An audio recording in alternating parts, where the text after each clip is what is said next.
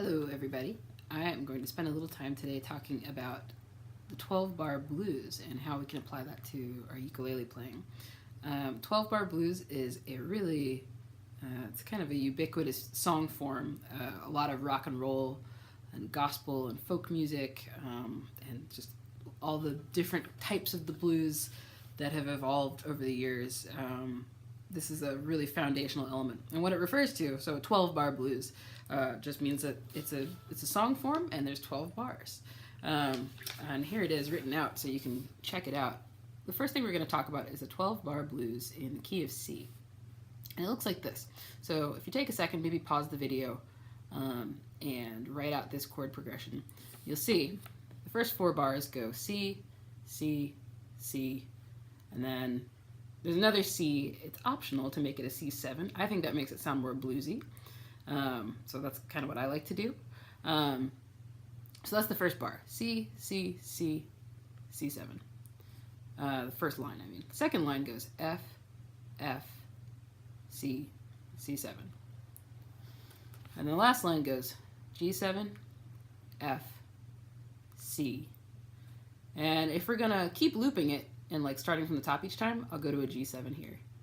But when I'm ready to end, once I've played this last line, I'll play my G7 and then I'll end on the chord C. And as you can see, except for this extra one, there are 1, 2, 3, 4 times 3. There are 12 bars in this blues.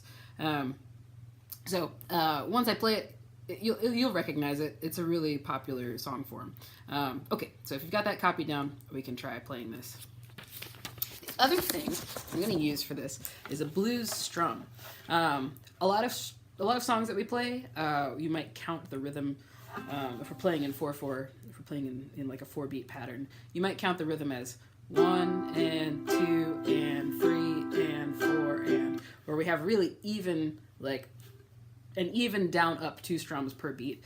With the blues strum, we're going to do what's called swinging it, or we're gonna alter the feel of the strum a little bit, and instead of going 1 and 2 and 3, we're going to go 1, 2, 3, 4. And this just gives it a little more motion. It's got this sort of like galloping or sort of like off-kilter kind of thing. So when I accent certain beats, you can hear it a little bit better. 1, 2, 3, 4, 1, 2, 3, 4.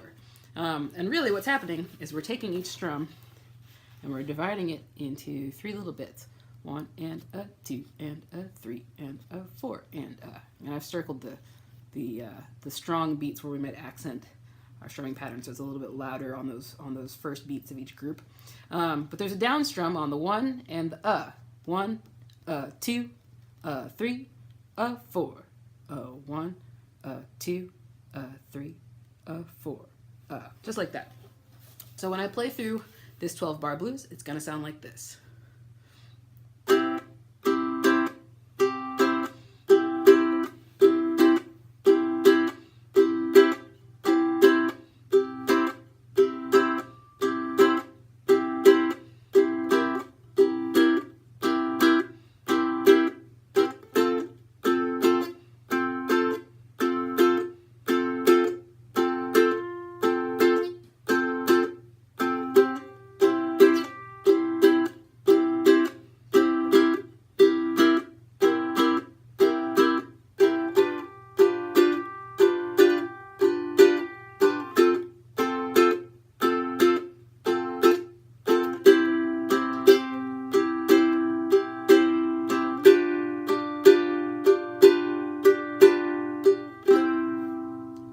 That's my 12-bar blues. You can make it sound even bluesier by adding a couple of chord substitutions in that give it more motion. On our first line, where we have C, C, C, C7, here's what I recommend doing if you want to make it turn into more of like a shuffle.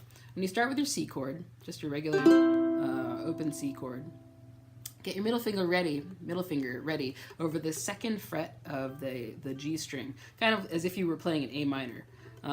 It's almost like you're playing an A minor and a C at the same time. And I'm going to alternate. I'm going to go 1 and a 2 and a 3 and a 4 and a 1, a 2, a 3, a 4, a 1, a 2,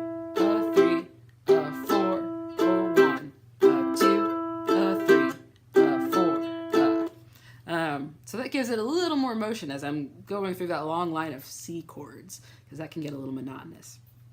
When I get to my F chord on the second line, I can do a similar thing, a similar shuffle. I start with my F chord, and if you know the chord D minor, it's very similar. You're just adding your ring finger right beneath the middle finger of your F chord.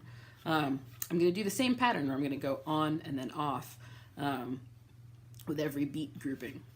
And I start on my F. 1, a 2, a 3, a 4, a 1, a 2, a 3, a 4, Then I go back to my C. 1, a 2, a 3, a 4, a 1, a 2, a 3, a 4. The third line, when I get to the G7, I'm not going to do any shuffling. The G7 chord gives us enough sonic tension. There's enough flavor in that chord that we don't really need to do a whole lot with it. So I can just stick to my blues pattern. G7, 2, a 3, a 4 to F, 2, 3, 4 to C, 2, 3, 4, G7, and I'll end on C. All right, so that's the idea. Take a second to practice that, and then come back for part 2, where we just have a straight playthrough a couple times of this chord pattern so you can follow along. All right, have fun practicing.